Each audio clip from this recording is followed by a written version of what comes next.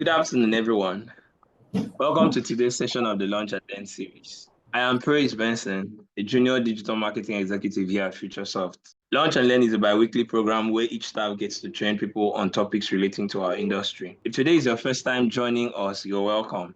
Today, Demilade Sanyaolu, our project management intern, will be facilitating this session on the topic trend spotting for key accounts, identifying, evaluating, and integrating what's next. Kindly mute your mic as we continue with the session.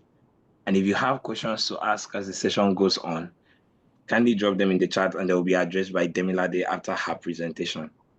Thank you for your cooperation. Over to you, Demilade. Thank you, Praise. Good morning, everyone. Welcome to today's session. So, for today, we're going to be diving into how to stay ahead of the curve when managing key accounts. We're also going to be identifying trends, um, evaluating the value of the trends, and also learning how to seamlessly integrate them into our key accounts.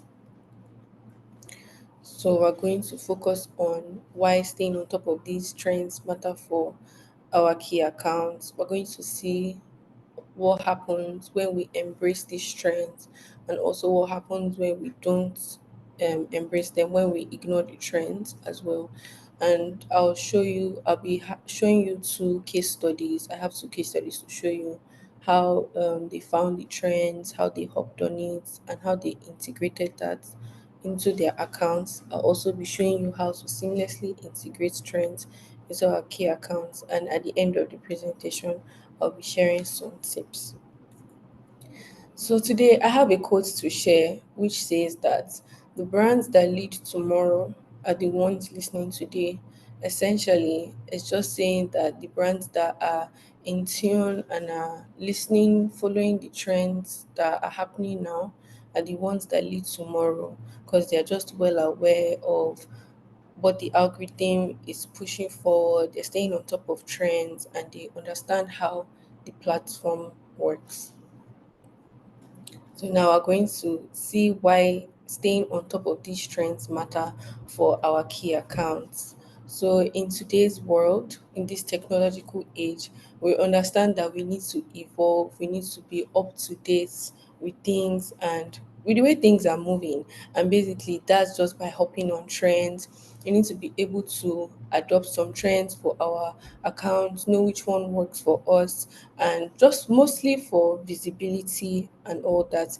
And when you don't want to evolve with these trends, you risk becoming invisible, and that's very bad because you could appear outdated or disconnected, and to the community, it just seems like you're out of touch, right? Or you don't really understand what is going on. So you don't want to risk appearing like you're disconnected from the world, from the trends, what your community wants to see or what your audience wants to see, right? So the users would not like that. So you need to be able to adapt quickly to changing algorithms and platform behaviors. You also need to be able to study them, understand like this is what the algorithm is pushing this week. This is what the platform is pushing. This is what the culture of the this particular platform. Let's say for TikTok, is very quirky, light-hearted. So you need to understand, oh, this is the behavior of this platform. Or say for LinkedIn, it's austere, is very professional. So you need to understand that as well before adopting some certain trends. And it will be very good to connect with modern audiences, especially the younger demographics, and this will help you stay visible in crowded digital spaces. You you're able to stand out. People understand your brand for going with this, yeah, and things like that. So this is why it is crucial for our key accounts. We all know visibility wins attention, right? So for social platforms, they boost trends based on what is happening on the algorithm, and you know how trends can be. It's just basically what's happening for the moment. So it's only going to boost what the people want to see. That's the only thing it's going to push to your algorithm. So if it's not like what is current, what is happening, basically what the people want to see, what your users want to see, and the audience. It's not going to boost that, and it's not going to give you any visibility. And definitely when you hop on trends, it's going to increase your reach because a lot more people can see it, and that is like the kind of content that they are currently engaging with. So a lot more people can see it, they're able to engage, and sometimes you can get away with it without any budget, like all these Instagram trends, these TikTok trends. You can just hop on it. You don't need any serious budget for it. And definitely it needs to align with what your brand is about, what your users want to see, right? So that's why visibility is going to be great for your brand. Also, we need trust from your users because relevance builds trust. So clients engage with current events, formats, and language to feel in the moment. So current events like, let me see, like the last trend, the Chakam trend. But I'm not saying that all when I say all brands should engage with that, basically what works for you. I'm just using that as an example. So that was a current thing, or let's say editing formats, right? Or the languages of um, that particular platform. Like I said, you can't use TikTok lingo or TikTok language on LinkedIn. That's just off. So clients want to feel that you understand what they want to see, that you understand this is the kind of content that keeps them going, right? So it makes them feel like, oh yeah, in the moment you understand this, and they're able to trust you. Like you're actually very relatable, and this relevance will help establish emotional connections and cultural alignments because they definitely know that okay, you are about us, you care about what the people want to see, and users one thing they love is relatability. They want to be able to know that oh you see me, like you understand that this is what I like, you understand what I want to see this. And if you're pushing that out like through in your content, definitely in your products, your users will feel like okay, you relate to me, you understand that this are my needs, this is what I want, and they're able to trust you. So definitely your relevance is going to build some sort of trust with your clients, with your users. And also, proactivity positions you as a leader because when you're dealing with clients, they expect you to be able to anticipate what's next and not just react to trends all the time. So sometimes they want to see that you have strategic foresight. They want to be able to know that, okay, you can tell this is what is going to trend for the next week or for the next month.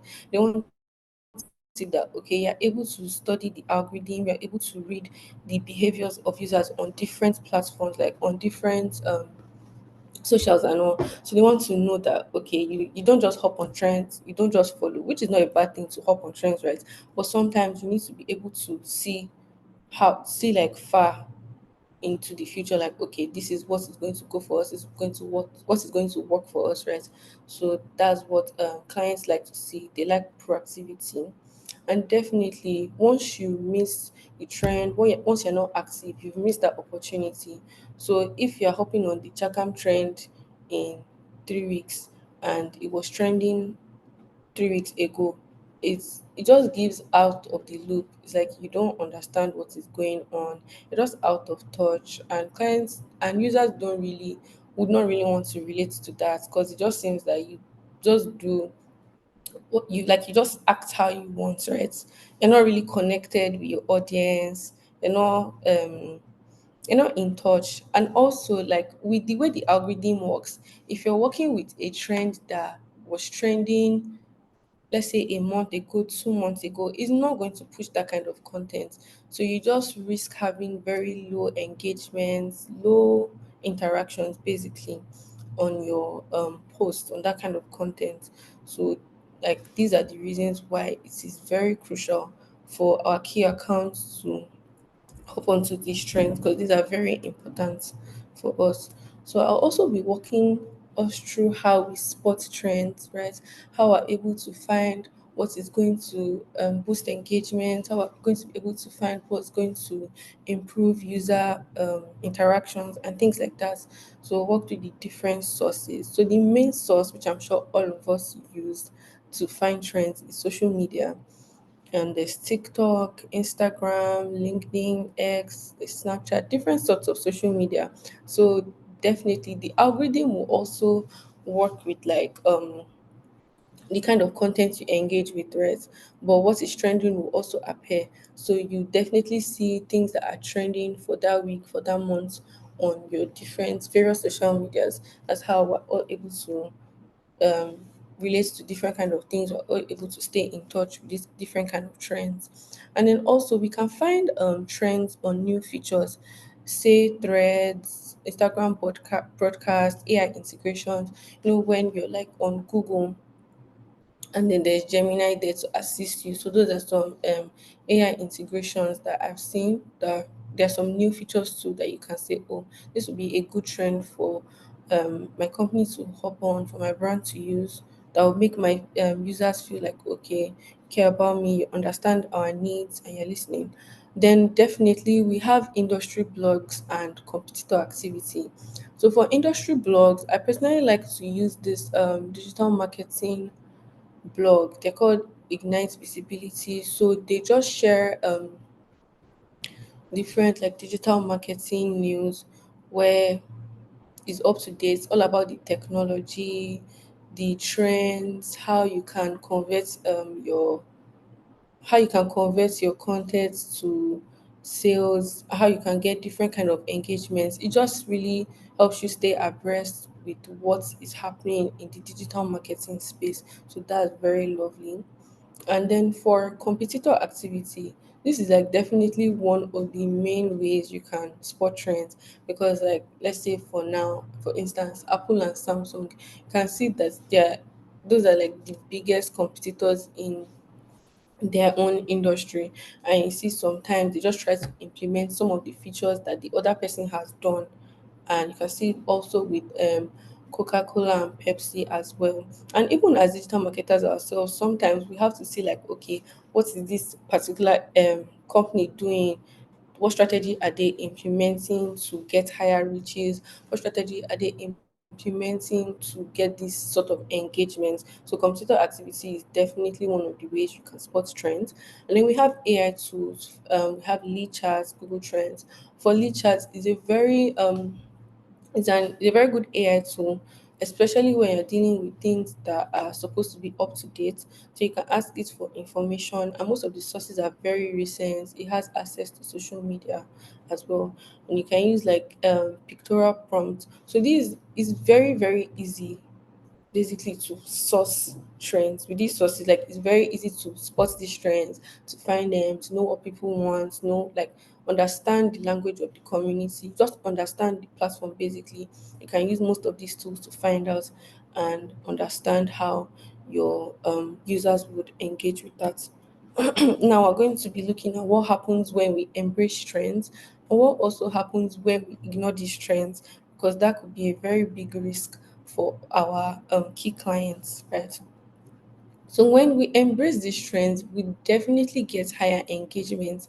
There's a lot of shares, a lot of riches. People are sharing it to their friends, their family, because they can definitely relate to that. So that's why you need to hop on trends, because it's what the people want to see at that particular time. So when you embrace it, you definitely know they are in for higher engagement, you're in for higher shares and riches, and there's just a lot of relatability that people want to see that makes them have trust in the brand. And there's stronger cultural relevance.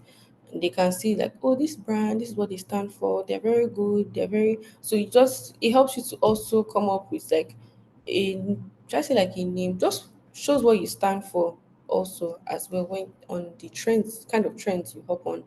And then when you ignore these trends, definitely the opposite and worse is going to happen. There's going to be declining engagements because you're just talking, you're out of touch, right? The trends that you're posting might sometimes can even be too far ahead, and that's just not what they want to see at that moment. Or it can be too far back, so nobody's going to engage with us in that moment because it's gone, and that's not what they want to see at that time.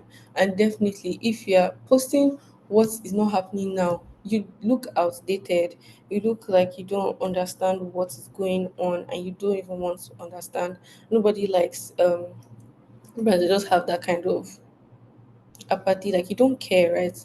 And then you just miss audience growth because nobody is now engaging to share, nobody is engaging to um show this person like, oh, see what I saw. No, like nobody's doing that. So they just decline, you're outdated, and there's no much growth happening to you at that point as well. But when you want to hop on trends, there are different kinds of questions that you need to ask yourself based on like what your brand is about. So there are several questions you need to ask yourself, and definitely I'll be walking you through that today. So we have three questions to ask. So first, you need to ask: is this relevant to the client's industry or audience? So if like something is trending in the beauty industry, it's definitely not going to make sense for a law firm to be posting that, because that is about the beauty industry. That is what the clients in the beauty industry want to see. So if a law firm is updating it, so you even need to ask like, oh, do my clients even care about this? They don't care about it. So don't just risk posting it, because it might seem like, oh, you need to hop on every trend, but you don't need to hop on every trend. You need to ask like, is this relevant to this client's industry? Is it relevant to my audience? Is this like what my audience wants to see? Because if you're just posting for anything, at some point it seems like your brand doesn't even stand for anything. It seems like they just hop on trends, they just want to trend. That's all. Also, you need to ask yourself and your brand if it aligns with your brand's voice and your goals. Because different brands have tones and personalities that they've defined for themselves, like they structured for themselves, right?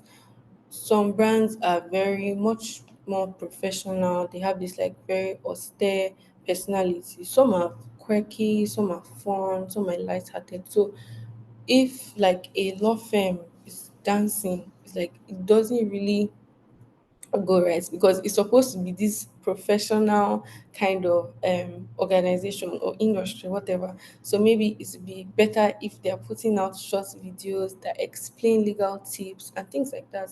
So they need to adopt trends smartly, and you need to just be aware of the visions for your brand as well. So if you're posting this out, does it align with what I want for my brand? Does it align with what I want my brand to the message, is this the message I want my brand to pass across basically? And then definitely last, we need to ask ourselves, can we measure return on investment, or can you test it affordably? Basically, can you measure the sort of engagements you will get if you post this, if you hop on this trend, if you post it? So can you measure that? So you need to know, if I post this, can I get like say 50 likes? Can I get say 50 shares? Things like that. So you need to be able to measure that. And can you test it affordably? Because nobody wants to be blowing their budgets on trends that happen every 2 weeks. So you need to know, can I affordably test this thing? Because trends as well, they are tests. Like you never know which one is going to click. That's also another reason why we need to be very, very consistent. Like it's a consistency game. You need to be consistent about it. Just hop on it, and but before you hop on it, definitely you should ask yourself these questions before you hop on it. Yes, so on to the next. So I have two case studies to share today, right? So we're going to see the trends these brands hopped on, how they were able to execute it, seamlessly integrate it into their accounts, the success of it, and just things that we can take on from that, what we can learn from it. So the first brand we're going to be seeing is Duolingo. Duolingo is a language app, and their takeover was on TikTok. So for a premise, like the way the platform on TikTok is a very light-hearted platform where things are not taken too seriously. So it's just for fun, banter, and things like that. So that's why they were definitely able to get away with that on that kind of app. So a trend discovery. So the marketing team definitely saw that, okay, the kind of content that goes viral on TikTok is where there's strong personality. Because there was a point where very professional companies would come, and then it was just so funny to see them doing that, like Ryan Air posting very relatable content. And people like to see personalized things. They like to see that, oh, okay, it's also a human being that is behind this organization. So those were like, at that point, that was the kind of trend that was moving. So definitely Duolingo took this opportunity and they hopped on it, and they saw that the FYP, that's the For You page, where you see content tailored to what you like. That's where the algorithm puts out the kind of content you engage with, things that you want to see, right? So that's what your For You page is. So it had like humorous content, it was chaotic, it was just fun, it was not that serious, right? And they already had this mascot, this owl that we're seeing here. So already had the owl on their app, right? So on TikTok they came and they turned it in the mascot into, they gave this sassy personality where it was unhinged, it was just fun, it was chaotic, and it responded to trends and memes as well. So it used to, the mascot used to come to dance, engage in trends and memes. He also responded to comments on TikTok. So it just really gave the brand a personality. It felt like you were talking to a person, you could just relate. So it was fun. It was like, okay, this is not so corporate. Like you're talking to someone. The brand had some personality. It gave it personality.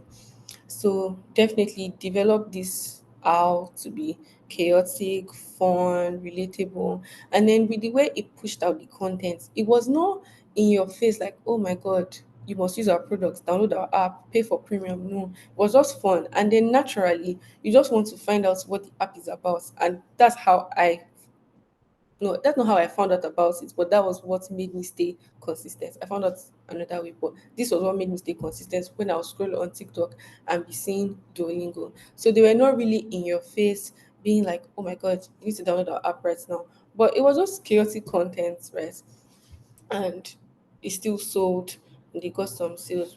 And the execution, so they definitely, for this kind of trend, you need to be able to have someone that understands the language of the platform. Like if it's someone that is very conversant or that understands the language of LinkedIn better might not have um, executed it as well as someone that understood the language that is spoken on the TikTok platform, right? So they got someone that could do that and executed it perfectly. So it created videos where it will hop on trends, maybe dancing trends, just absurd humor and things like that, where there was a lot of relatability amongst the users. And it felt human, right? So it worked for various reasons, but it matched the platform's tone and it made the brand fun. So it was not just functional. It was not just like in your face, oh, I'm a language app, download me, learn how to speak Spanish, learn how to speak French. Like it gave it personality. And then, thing about consistency, right? It just stayed on the TikTok wave. You need to like us definitely ask yourself those three questions if it aligns with your brand and stuff like that. But you still hop on the trends and then it just begins to click. So you need to be very consistent with this trend hopping ride or whatever, and then no heavy ads, very consistent. And yeah, so the results right now on TikTok, they have, I think they have over 15 million. I think it's like 16 point something million followers. So they have a lot of followers, they have viral visibility, and there's an increased app download and brand love in the sense that even users authentically post Duolingo. Like you see some TikToks where someone is posting like, "Oh my God, can you help my friend? She's doing her Duolingo in the middle of a party," because like you don't want to miss your streak. So the way the app is even set up as well, it encourages you to want to get on your language learning. Like you want to be able to do it consistently. So I'll say the key takeaway from this brand is that it went from being a language app, right, to being a cultural icon. So it leaned heavily into the humorous trends. And I'll be showing you some videos so you can see the kind of trends it hops on or the kind of just the kind of videos it does and how light-hearted and humorous they are. So this is the first one.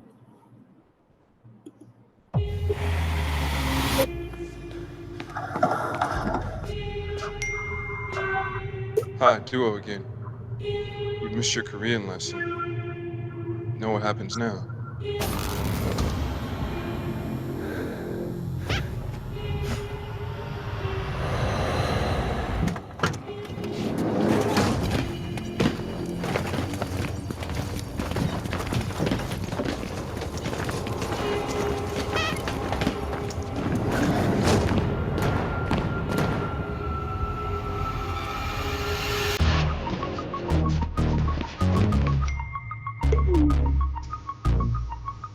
streak has ended.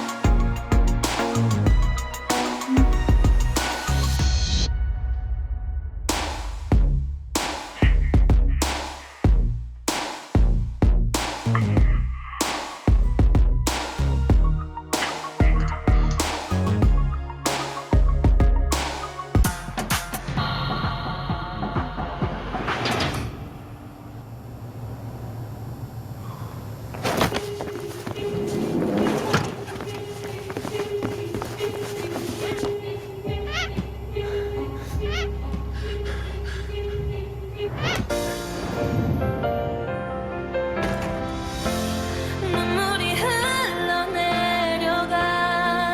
이젠 끝난 것 같아 날 밀어내는 너를 보는 나 떨어진 한국어를 배우지 않으면 벌을 받는다. Okay. So these videos, I know it shows YouTube, but since I can't put up TikTok links, I had to get them from YouTube. But they are TikTok videos, so I'll show you the second one from TikTok as well. This one is short, I think.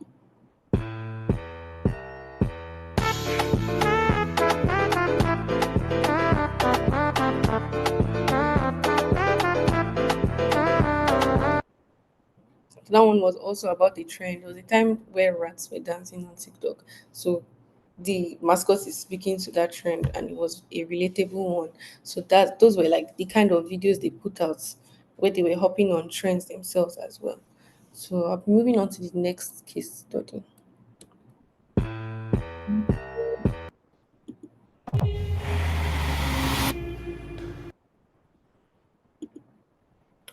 Okay, so the next case study will be the Spotify app. So their trend was a little more different because this was a an original trend actually. So the trend is the Spotify Wrapped. This trend is an annual one, and you can see it on different social media platforms. You can see it on Instagram, X, TikTok. People post it everywhere. Snapchat, WhatsApp, everywhere.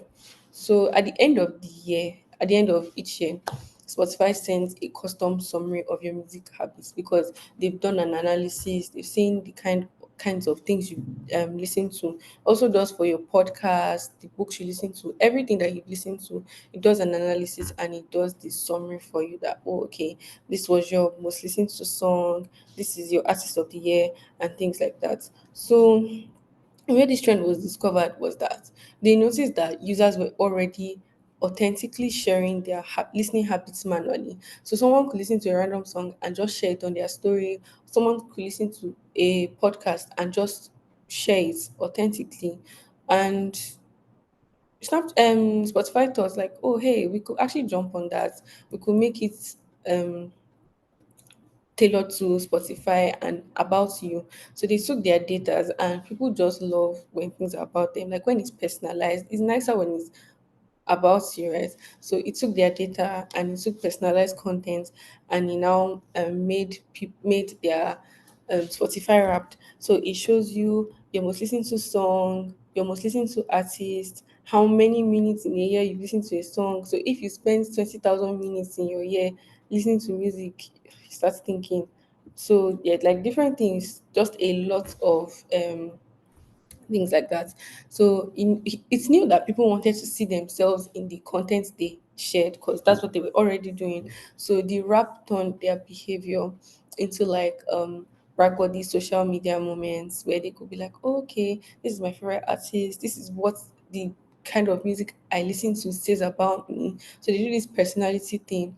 And so the concept was to build a highly visual experience using the user's data, definitely. So it uses your data, it does an analysis. Okay, this is how many songs you've listened to. Also goes back like, okay, this is your most listened to song in January. This is what you were jamming to in October, and it makes it emotionally resonant. And there's this nostalgic feel like, oh, okay, wow, this is actually what I listened to in January, or this is what I was keeping me happy in February. So it takes you back. You're able to really reflect on your different music choices or your listening choices, basically. If it's podcasts you're more into, it shows you that. And there's just this personal touch that it adds.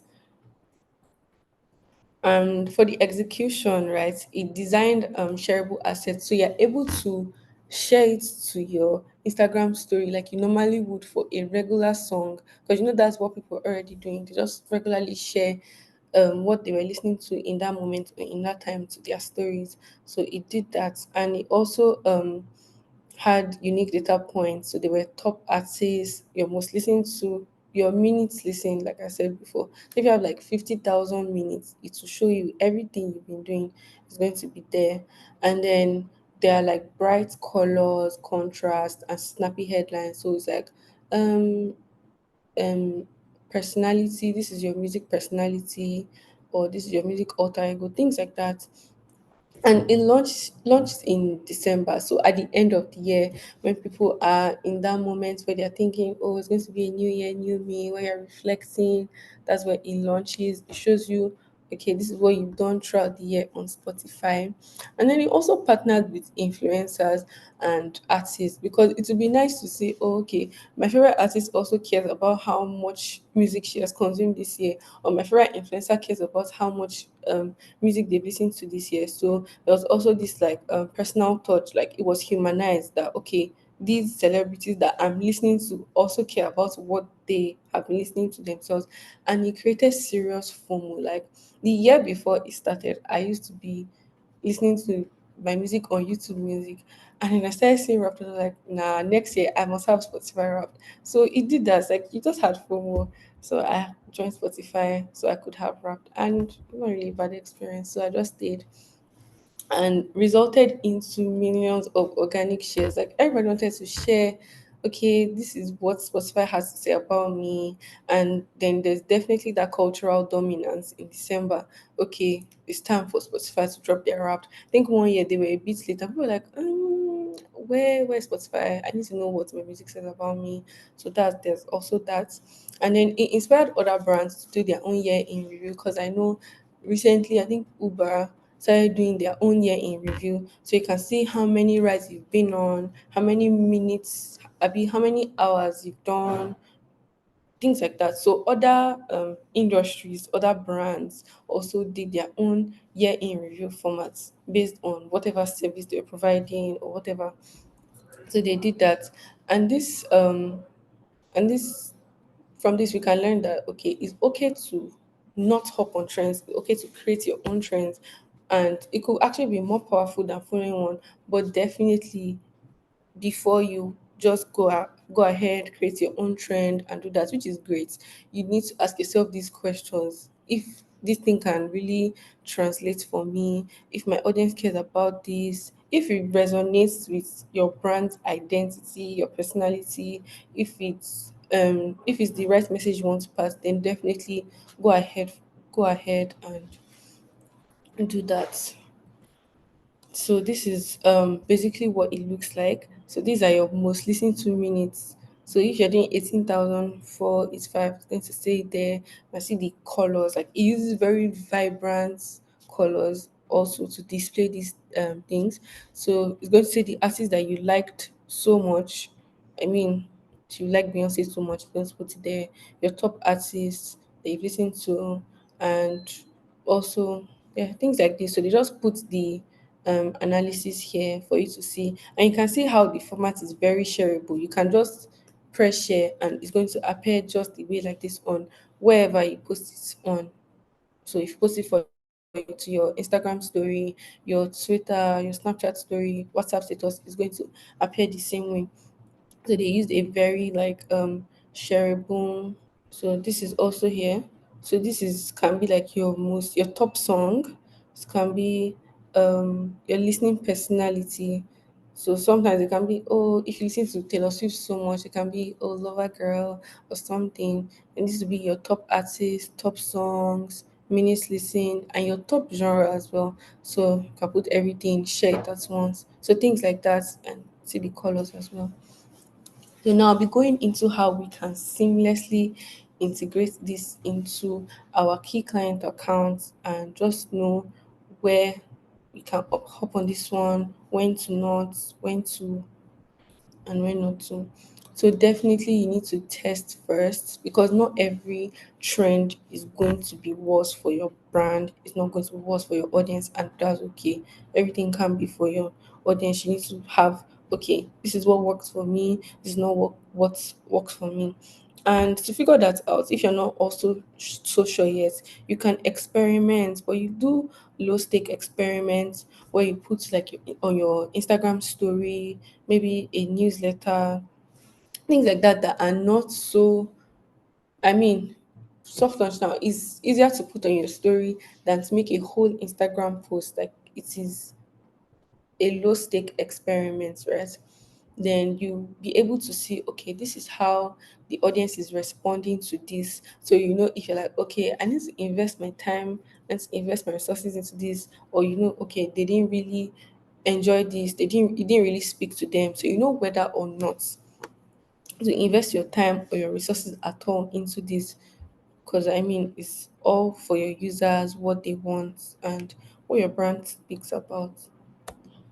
Then also you need to align it with your existing strategy. So if there's something that your brand already speaks for, if there's something that your brand already like a vision your brand already has, or your brand is already on this particular mission, it needs to align. Because if you're jumping on a trend that does not align with your brand strategy, you can confuse the audience and it can dilute the brand.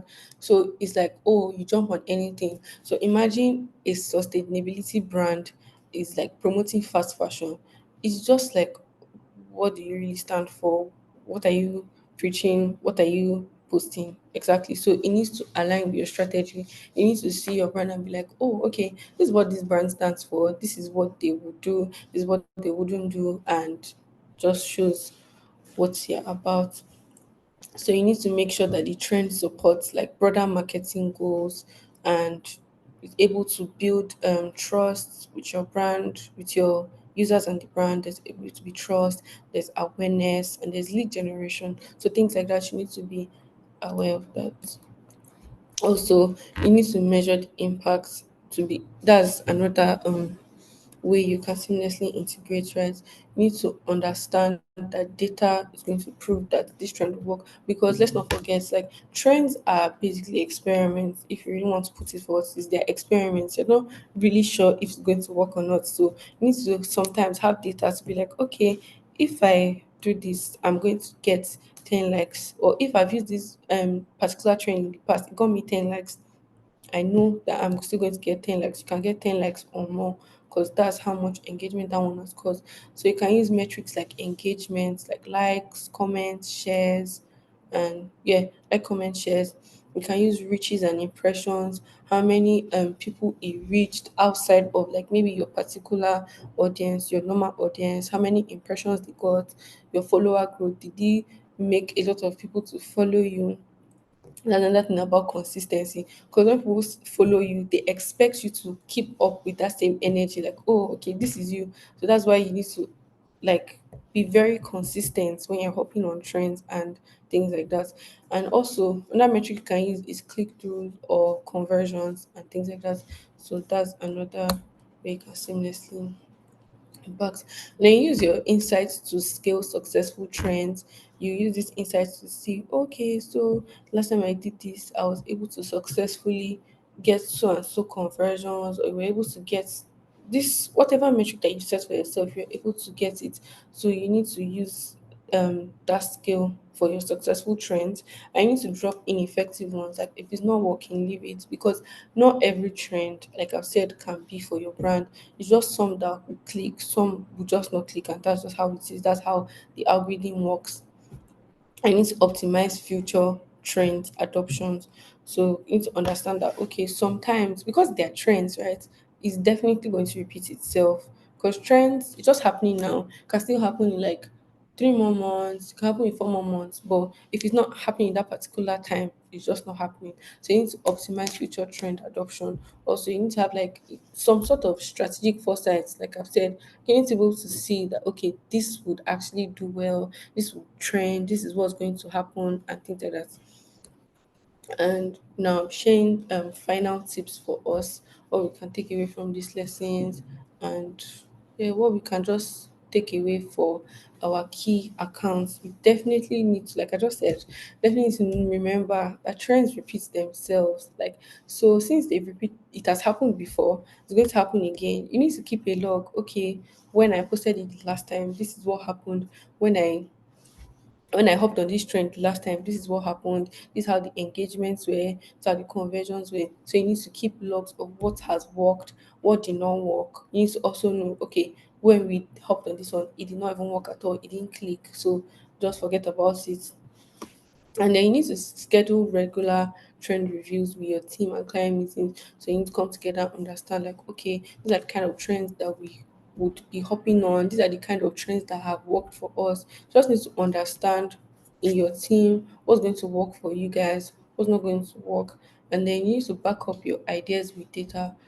And you can use engagement as benchmarks, so your data can be okay, 50 likes, that would be your data. So you can be like, okay, 50 likes for this. If I hop on this trend, 50 likes, that will be your should I say your aim, exactly, like what you aim to achieve, what you're hoping to achieve, what you're hoping to get.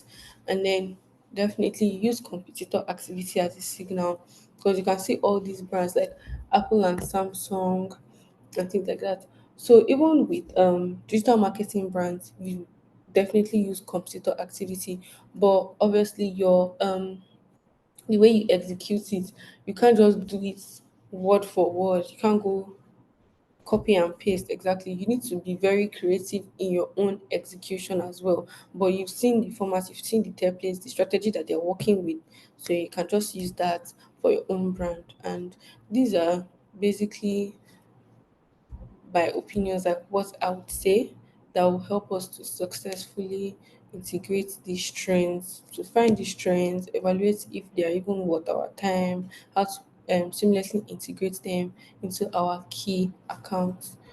So yeah, thank you for coming to this session. And if you have any questions, please just let me know.